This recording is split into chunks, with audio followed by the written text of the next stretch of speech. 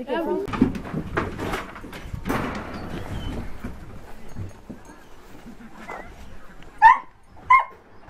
Tais-toi, ça suffit, hein?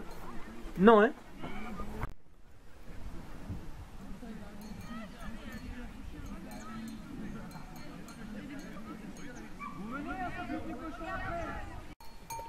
Alors il y a deux façons de dresser un chien. Ça c'est la première. C'est-à-dire qu'en fait je ne dis absolument rien au chien. La chèvre il s'en fout. Je dis rien au chien par contre. Vous avez vu son placement? Ouais. Il va où? Il va toujours en face de moi, il me les ramène en permanence. Et les brebis en fait elles sont dressées pour venir vers moi. Si je m'arrête, il recontrôle plus loin, il reprend de la largeur et il recontrôle sans me les bourrer dans les genoux. D'accord? Alors, pour les ordres, je lui ai appris à peu près une dizaine d'ordres. Tous les ordres, c'est des anciens candidats pour 2017, pour la présidentielle. Par exemple, pour reculer, poutou, poutou, poutou. Ok, pout, pout, pout. Allez, pout, poutou. Ok, le. Ok, du pont. Alors, les ordres, c'était avant les primaires. Qui c'est qui devait être candidat pour la droite? T'as pas été élu. Chirac, il a vraiment l'esprit candidat de droite. Je peux me permettre. C'est qui à droite? Sarko pour tourner à droite, Hollande pour tourner à gauche. J'ai perdu les deux primaires, mais bon, j'ai commencé 3 ans avant les primaires. Alors là, c'est pour ça que les ordres sont comme ça. Mélenchon, c'est un rappel. Pour venir vers moi. Bye. Start, le. Bye. Allez. Bye. Alors bye, c'est balle roue. Ça veut dire plus droit. Ni à gauche, ni à droite, mais au milieu. Normalement, on aurait dû mettre Macron. Là. Alors, il y a 3 autres ordres. Il y en a un, c'est pour mordre. De temps en temps, j'ai besoin que le chien il aille au contact. C'est un ordre d'excitation. On comprend bien quand je dis Sarko, c'est pour tourner. Il n'y a pas d'agression, c'est pour se placer. Là, pour mordre, ça n'a rien à voir. C'est vraiment la vache qui est récalcitrante et qui a... Donc là, je suis coach. Ça, c'est mon 3e ligne. Et en gros, je lui dis, tu développes ton cerveau et tu rentres dans le mec pour l'exploser. Donc, c'est un ordre d'agression. Alors, sur les candidats en ordre d'agression, c'est un peu compliqué. Mais Daesh, ils étaient pas, heureusement, ils n'étaient pas en 2017, ils étaient juste avant. Et c'est un ordre que je dis pas comme ça, je dis Daesh, c'est le che en fait, c'est enfin, c'est un ordre pour aller mordre, c'est un ordre pour aller à l'attaque. D'accord? Regardez, hop.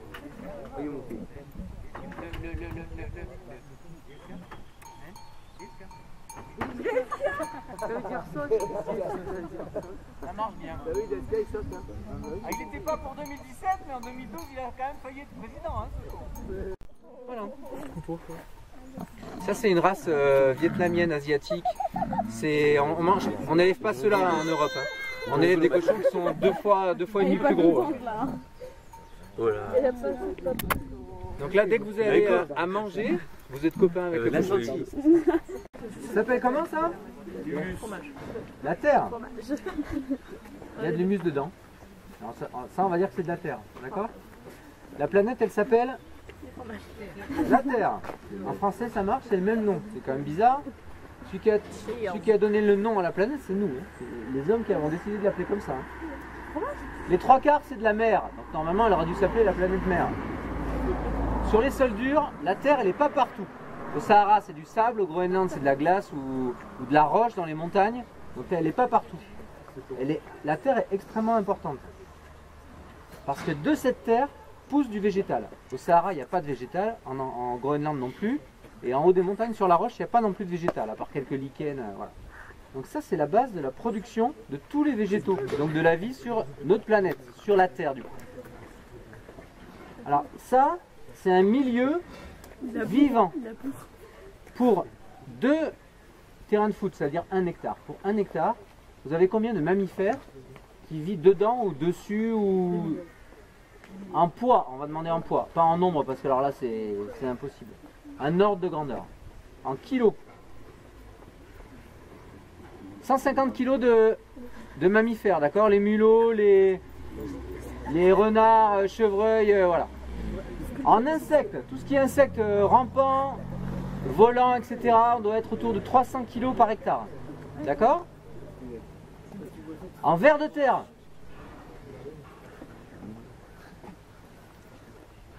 « 1000 kg, 1 tonne de vers de terre par 2 terrains de foot. D'accord? Le ver de terre, c'est l'animal le plus important au monde en poids et de loin. Si on met tous les vers de terre sur une balance et tous les autres animaux du monde sur l'autre balance, les vers de terre, ils explosent l'autre catégorie. Il y a 400 kg d'un côté et 1 tonne de l'autre. Alors vous pouvez rajouter tous les rhinocéros et les éléphants que vous voulez, ça ne changera rien du tout. Les vers de terre, ils sont très nombreux et ils ont un rôle très important. Ils vont manger l'herbe sèche, c'est-à-dire les feuilles, ce que j'ai arraché là. Ils vont manger ça la nuit et la journée ils redescendent en bas pour manger du minéral, de l'argile, d'accord, du caillou en fait, du caillou broyé. Ils vont mélanger ça dans leur tube digestif et ils fabriquent quoi? La terre. Le ver de terre, il fabrique la terre. Ça c'est du tube digestif, ça c'est du caca de ver de terre digéré. On estime que tous les 50 ans, alors ce système-là il marche depuis à peu près 70 millions d'années, depuis la météorite à peu près. On estime que depuis 50 ans, tous les 50 ans, toute la terre repasse dans le tube digestif des vers de terre. Tous les 50 ans, ça repasse dans le tube digestif. Et c'est ça qui donne la fertilité à la terre. La population la plus importante, vivante là-dedans, ce sont des microbes. Il y en a à peu près 7 tonnes. Donc beaucoup plus que les animaux qu'on voit. Les microbes, il y en a à peu près 3,5 tonnes de bactéries et 3,5 tonnes de champignons microscopiques. D'accord? Alors pourquoi je vous parle des bactéries? Parce qu'on va les retrouver dans le fromage. Les bactéries, elles sont dans la terre et elles se retrouvent en fait sur l'herbe, sur les feuilles. Quand la vache va se coucher sur les feuilles, sur l'herbe, quand elle va dehors, ces trayons, d'accord, ces trayons vont aller sur sa mamelle, ces trayons vont aller sur l'herbe. Et par contact, les bactéries vont se transporter sur les trayons. On voit ça sur, c'est Fred et Jamy qui l'explique très bien dans C'est pas sorcier. Avec des brebis, c'est la même chose. Quand on va à la traite, on va traire le lait. Le lait, il est stérile dans la mamelle, il est stérile, il n'y a pas de bactéries dans le lait dans la mamelle. Par contre, quand on va mettre la machine ou même quand on traite à la main, les bactéries qui sont sur la peau des trayons vont intégrer le lait. Ok? Alors il y en a très peu des bactéries, par contre, en nombre de familles, il y en a à peu près 1000. Donc c'est énorme, en variété de familles de bactéries. Toutes ces 1000 bactéries qui sont très peu nombreuses, mais qui sont très variables. Combien de pourcentage d'eau dans le lait? Combien? 20? 87. Donc on est presque à 90% d'eau. Le lait c'est de l'eau avec 12% de reste. Et nous, ce qui nous intéresse c'est les 12%, hein, parce que l'eau, on peut l'avoir sans aller traire un animal. Donc dans les 12%, vous avez en gros 4, 4, 4, sucre, protéines et gras. D'accord? Dans le fromage, c'est le gras et les protéines qui nous intéressent. Et le sucre, il part avec l'eau. Ok? Donc faire du fromage, c'est on met de la présure dans du lait, ça devient un gel. Vous avez déjà vu ça sur internet ou en vrai? On coupe, il y a du craquage là. De un quart d'heure, il n'arriverait pas à tenir. On coupe, on fait des cubes. C'est l'apéricube dans du jus. Le jus il part, c'est l'eau et le sucre, d'accord? Et on se retrouve avec de la mozzarella en forme de fromage, où on a perdu pratiquement toute l'eau, pas tout à fait tout, mais pratiquement toute l'eau. Et on a gardé dedans quand même toutes les bactéries qui sont plus grosses, elles sont prises dans le piège dans le fromage. La deuxième phase pour faire du fromage, c'est ce qu'on appelle l'affinage. C'est le moment où les bactéries et les champignons vont digérer ce qui reste. Alors les bactéries, elles adorent l'eau et le sucre. Malheureusement, ils sont partis. Donc au lieu que le lait périme en 12 heures, voire 24 heures, le fromage il va périmer en 1 mois, voire 2 ans pour les plus secs. D'accord? Le fromage le plus sec, c'est lequel? Le brebis. Italien. Parmesan, archi sec. Alors après, le brebis, c'est vrai que c'est du fromage dur. Tous les fromages durs. Beaufort, Gruyère, Comté, enfin toute la famille Gruyère. Gros fromage assez haut. Les Mental, 80 kg, c'est le plus gros. Le parmesan, c'est le plus sec, c'est le dessus, on peut garder jusqu'à 3 ans. Bon, après 3 ans, économiquement, ça immobilise de l'argent, c'est un peu compliqué aussi à... Voilà. Les fromages à pâte molle, ils sont très riches en eau, type camembert ou reblochon. C'est 3 semaines un camembert. 1 mois pour du poutou, pour du reblochon. Poutou, c'est le nom de notre reblochon, c'est pour ça que je dis ça. Donc plus il y a d'eau, plus ça va vite en affinage et on peut le manger. Par contre, après, on ne peut pas le garder. Ok? Sur la croûte, c'est les champignons qui vont faire la croûte. Ils vont manger la mozzarella, ils vont la digérer, ils vont faire de la pourriture, du caca de champignons. Ça s'appelle la croûte. Là, à l'intérieur, c'est les bactéries anaérobies, c'est-à-dire qui vivent sans oxygène, qui vont grignoter la mozzarella, qui vont la manger, mais ralentie. Hein. Et au bout d'un mois ou au bout d'un an, elles auront fini de digérer et le fromage il aura un bon goût. Donc quand on mange du fromage, on mange les bactéries et leur caca de digestion. Pareil pour la croûte avec les champignons. C'est un produit qui est fermenté, qui est prédigéré par un organisme. Comme la bière est fermentée par des levures, le vin aussi, d'accord? Là, ce n'est pas les mêmes microbes, ce sont des bactéries et des champignons, il n'y a pas de levure. Il y a beaucoup d'aliments comme ça, le pain aussi, le pain au levain, c'est avec des levures, c'est prédigéré par des microbes. Et ça nous permet d'être en bonne santé. Voilà. J'arrête de vous saouler, je ne peux pas le faire en plus rapidement. Hein. Vous avez tout compris? Oui. Bon, on va manger alors. Ceux qui...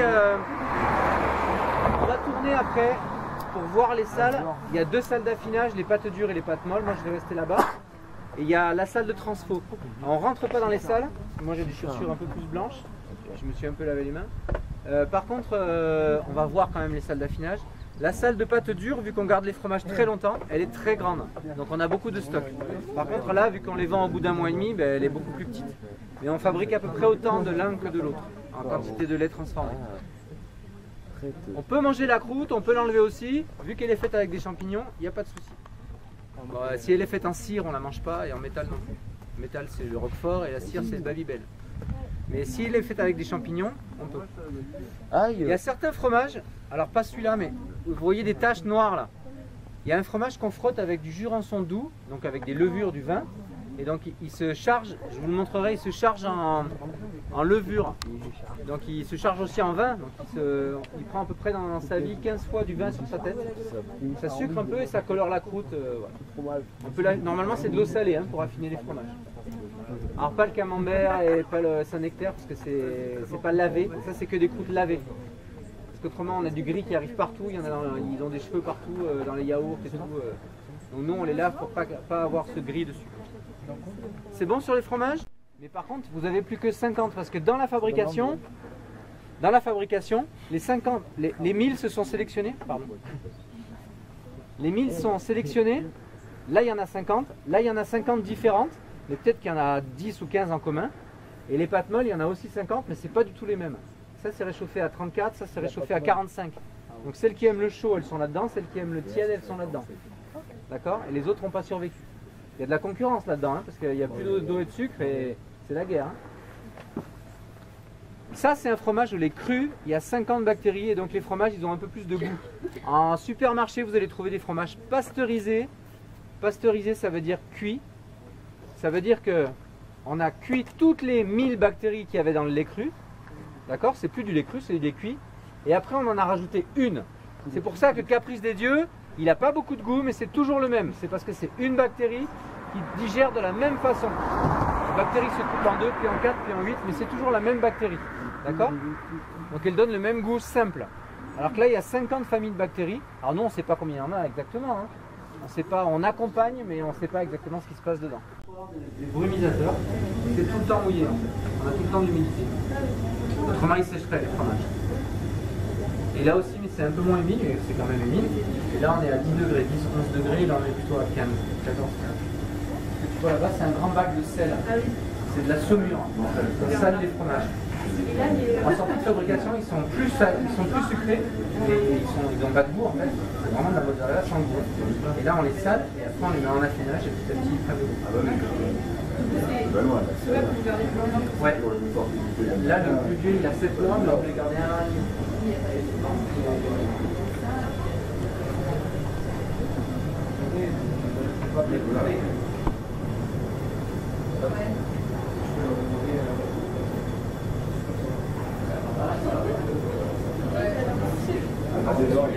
on voit que c'est vraiment très jaune. On voit que la croûte elle commence à prendre pas mal de couleurs. Pour un jeune, ça n'a rien à voir.